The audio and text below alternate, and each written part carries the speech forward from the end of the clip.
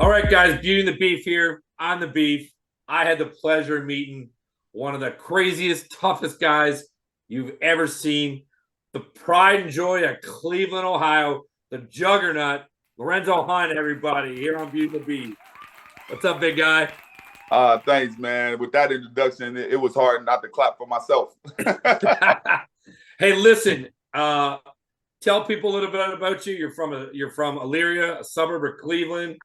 You're living in Florida now, but you are watch this guy's videos. Bare knuckle fighting championship. You are the cruiserweight champion And the light heavyweight champion. You didn't let me say it. I was building it up for you. I was ready to go. So you've got 2 belts right now. Yes, sir. How does a man from Cleveland, Ohio, get to be a double belt holding champion in bare knuckle fighting championships? It's a particular type of violence that only someone from Cleveland, Ohio, would understand. The '90s in Cleveland, Ohio, not a nice, safe place. And even though you say suburb when you say Elyria, if you look it up, there's nothing suburbish about it. You know what I mean? It is. I grew up in the roughest projects in Cleveland, Ohio, was called Garden Valley. And right now, if you went there, it's literally just a field. They destroyed it. They had to just basically drop a bomb on it. It was that bad. And like my childhood is filled with such extremely violent memories that I kind of don't even like to talk about it. I get that. Out a way to use it to make myself dangerous. So obviously there's a part of you that has to grow up on the street, living in that environment.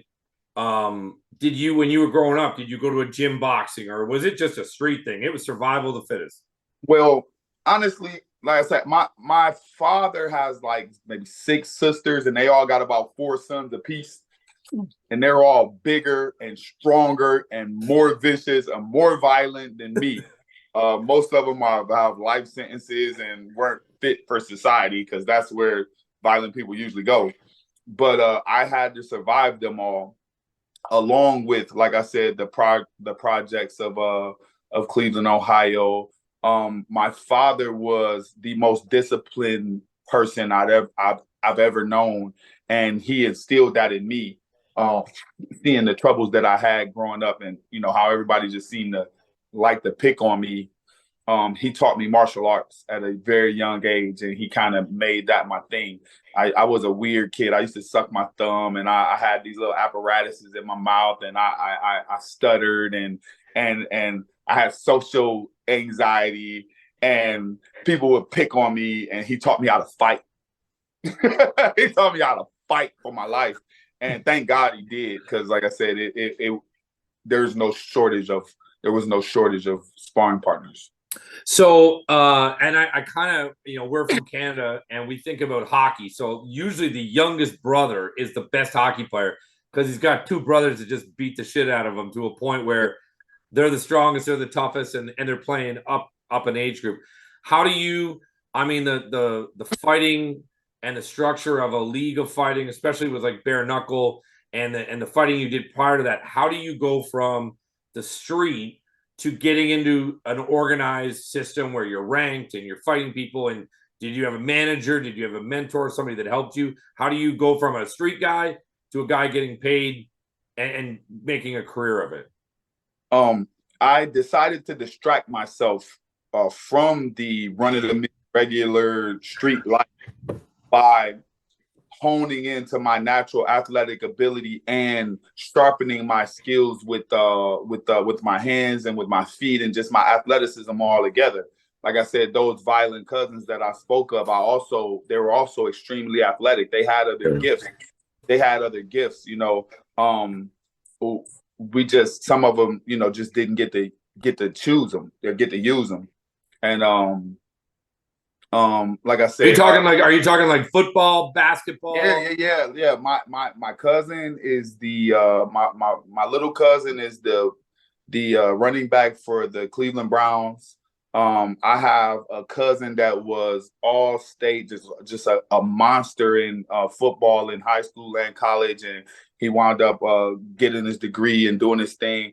I have black belts in my family, karate masters. You know what I mean? Like people who really, really did hone in on their gifts and learn how to use them. So I did have people to look up to, not just the other side of things, you know. And then when my mom became a nurse and was able to finally move out of the inner city of Cleveland, Ohio, I was able to hone those skills and those talents a little bit more. Coming to Florida really, really, really changed my life because it was a total flip from all the violence and nonsense that I was used to. I didn't know anyone. It was okay. All of a sudden, it was okay to go to the gym every day. It was okay to go to work every morning and not be distracted by drinking or drugs or any type of weirdness. You know what I mean? I didn't have any friends, so I just went to work every day. I was a tow truck driver in St. Augustine for about 7 years. And during those 7 years, I worked out and trained every day under John Malo. He was the XFC lightweight champ. And he taught me how to a little ground game, a little mixed martial arts, a little boxing, and I was able to get into amateur MMA in St. Augustine. Have you and did you ever think of going the UFC route? Like, I know you did a little MMA. I know you tried it. Is it totally different than standing up and just blowing? Not really. Anyone who actually looks into my MMA background, because that's how it all started, really. I was 9-1 as an amateur in MMA. I had 8 or 9 knockouts. Look it up. KO after KO all over the country, all over Florida. Then when I turned pro, my pro record is weird on the Google or whenever people try to look up my pro record. It says I'm 3-5. I was actually 8-5. Some of the organizations, when you're doing the stateside fights, they don't always get into the they're not sanctioned. Yeah, maybe not necessarily not sanctioned, but sometimes it's just a mix-up. Like you'll go check the thing and they didn't put the fight, or they got it wrong, or they said the guy beat you, or they got your names backwards, or they tell people I'm 6'3".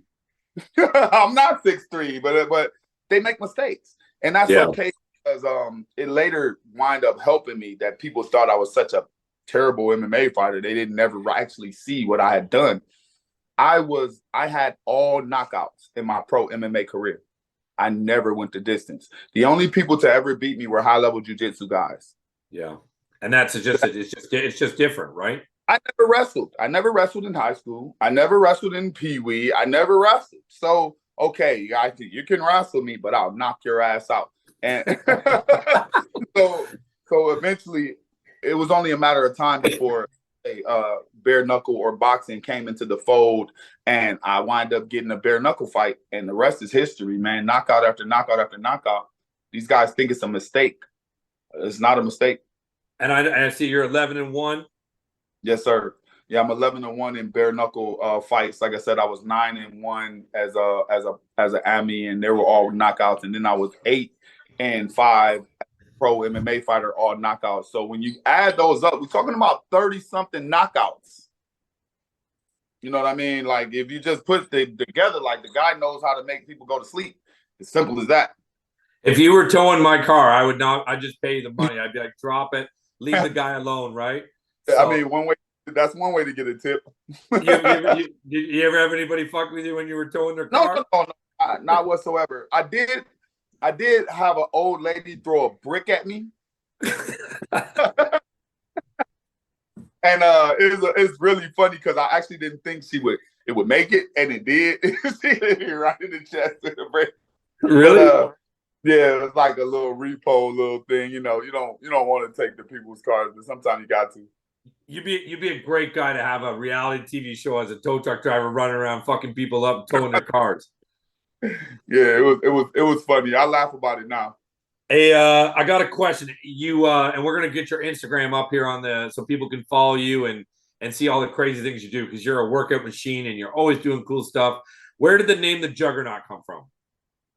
Honestly, I just was a a little kid with a big head, and I played a little football, and we used to play in the streets and stuff. And that the forward momentum thing, it's just something that clicked. You know, they also used to call me Red Ranger from the Power Rangers because I used to backflip all the time. But when picking a fight name, it was either Juggernaut or Red Ranger. So yeah, I went with Juggernaut. Thank God. So I gotta tell the story. We're at Daytona International Speedway, and we're meeting Lorenzo there to take him around. He's there with a great group called Everum. They're there doing a promotional piece with the car and a Canadian driver named Alex Gannett. And he's texting me because he got off the plane early, and we're looking for him, and I cannot find him anywhere. And all of a sudden, we're walking in the garage, and these doors open up, and here out comes the Juggernaut with 2 belts, dressed up, ready to go. And I was like, how the hell did they even let you in here? So that's one thing I know about you. If you can find your way how to sneak by security or talk your way in somewhere. Well, there's a power that comes with walking around with world titles on your shoulders. People just kind of look at you like, well, he's definitely supposed to be here. Yeah. And a lot of the guys recognize me, especially the guys in your parking. Shout out to the NASCAR parking staff for showing the Juggernaut where to go. And then when I walked up to the security guy at the gate back where the NASCAR is at, he didn't even shrug. He just looked at me, and I looked at him, and he just was like, whatever. So I just kept walking. I don't see many people stopping you from walking in anywhere, to be honest with you. I think it was a little lady or something sitting outside that trailer. I was looking for the trailer with you guys' name on it. You kept telling me which trailer to look for. When I found it, I went over and schmoozed her over a little bit. She was like, "Oh, come in and get some water." With just the right tools, with the right charisma, with the right look, with the right size guns on you, with the championship belt, they'll let me fly the plane at America, if I play it just right. Hey, so you talk about having the right look and being in shape. How many days a week are you in the gym? What does that look like as a professional fighter? It's a personality trait for me. I always find excuses to work out and to train. I'm in the gym Monday through Thursday, 6 to 9 a.m., 6 to 9 p.m., just for the customers. For the people who come to my gym and they want to train, I try to give them 6 hours a day availability. That way you're training like a pro athlete. So I work out with them every day. So that's nice. Every day I get some people to work out with, and we'll work out from 6 to 9 a.m. and 6 to 9 p.m. You guys can go to Juggernauthunt.com and kind of check out my gym and sign up if you want to. You can go to the Juggernaut Hunt on Instagram and kind of see us working out every morning. I do a lot of lives, and I'll show you stuff. It's really a lifestyle for me. I feel the best when I'm working out. So it's nothing to see me, bust out a couple push-ups while I'm walking down the street, or walking on my hands, or, when I'm walking the dog, I'm dragging him. He's not dragging me. And, it's always, I'm just like that all the time. When you train for this bare knuckle fighting championships, are you training like a UFC style footwork, or is it more boxing, or is it just something of its own? Well, I'm a martial artist, and it's become very, very apparent to me that my footwork is not boxing and it's not MMA. It's something very, very different. And I just know my fundamentals, and I just rep them over and over and over again. If you go to Dynamic Striking, I did a video that you guys can buy, and it'll just show you all the little nuances of the way I move and the way I think. Bare knuckle fighting to me is more like a knife fight or someone trying to hit you with a weapon. The hands are so dangerous. They're the oldest physical human tool. The oldest physical human tool. And when someone tries to punch you, you may not wake up. Yeah, true. And that's how I about it. I actually use my fear to propel me to be faster, to be stronger, to be smoother. I'm afraid that if this guy hits me, I'll never get up. So that's how I train. Like I said, like you have a knife in your hand or a weapon. Every time your hand moves, I move. Every time. I can't afford to let you stab me. Have you? I'm super intrigued about the working out, the style of it. If people don't know what the rules of bare knuckle fighting championship, I was reading about it online. You have to be moving all the time. There's a line. You want to give people a quick glimpse of like how fast it is and what those simple rules are. Yeah. So bare knuckle fighting is a little different than MMA in this regard. The rounds are 2 minutes long. It's 5 minutes, 2 minute rounds with a sudden death round in the event of a tie. 2 minute rounds make for what we used to call a smoker. Like this is going faster than most people are willing to go. However, I wouldn't say the round goes fast because can you imagine running full sprint, full speed for 2 minutes straight? Yeah. Not easy. It's not easy. And that's where people get kind of confused. Now they start the fight off super close. It's 36 inches or about 3 feet apart. So I would say one step from each person and you guys are already fighting instead of starting off in the corners where, you know, you can kind of relax and kind of get to look at your opponent from far away. They're going to put you guys right in striking range, right to start the fight. Once the fight starts, anything goes pretty much. Aside from takedowns and basically jujitsu, no kicking, no groin strikes, no biting, even though a lot of that stuff does happen. No eye gouging, that happened to me. But you're not allowed to. And usually the ref tries to get in there and stop you. They really just want to see a fist fight.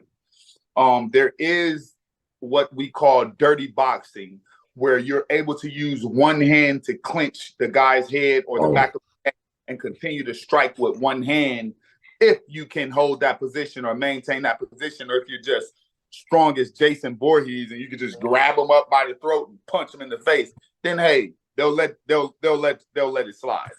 But that's pretty much the gist of it, a fast-paced bar fight where may the best man win. And what's next for you? Have you got enough fight coming up? Did they told you what's going on?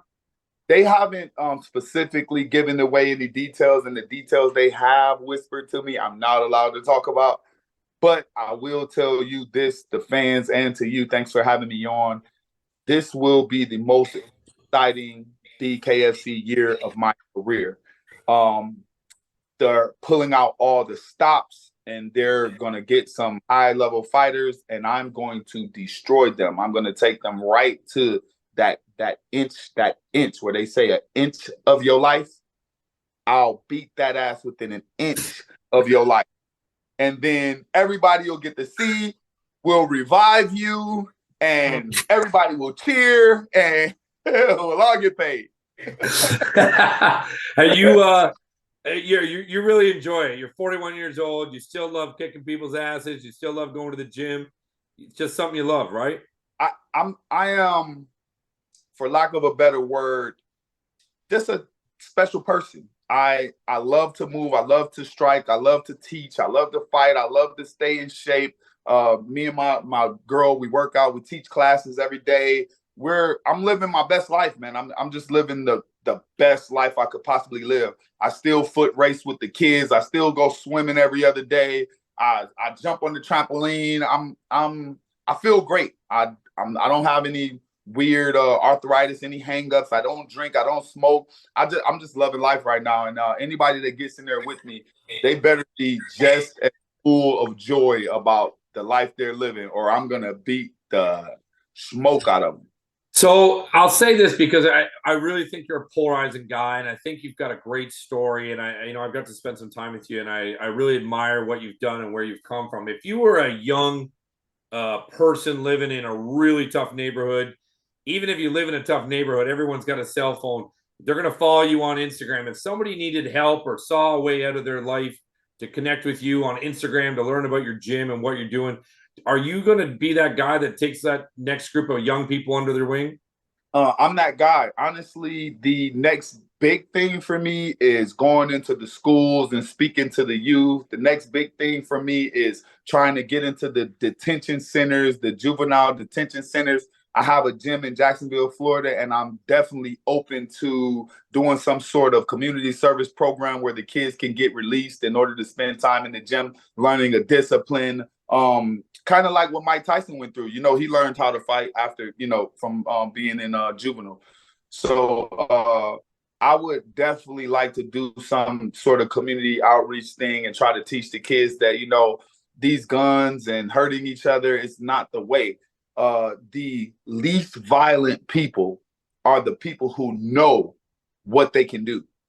The people who don't know what they can do, the people who are afraid of the outcome, they are the most violent people because you just don't know. When you feel threatened because you don't know enough. And if I can teach you, I never feel threatened. I walk anywhere, any place, even NASCAR. I never feel threatened. Not by people with weapons, not by people with attitudes, not by cops, not by robbers, not by neighborhoods. I never feel threatened because I know exactly what I can do. Well, listen, hey, we love you. We appreciate you. We're going to have you back on. You're a fun guy. I wouldn't screw with you. I know how tough you are, but you're a great guy too. And we appreciate you spending time with us here today on our podcast. I know people in Canada, people in the US, people all over the world, they love watching you fight. And I'm coming to watch you fight soon too. So can't wait to do that. Hey, thanks for having me. Let me give a shout out to Venom Drip. They always keep me covered in the nicest gear. And I'd also like to leave the people with this thought. Ain't no champ unless I say so. Check with All right. The Juggernaut, everybody. Follow him on Instagram. Thanks for coming on Beauty and the Beef. We'll see you soon. Thank you.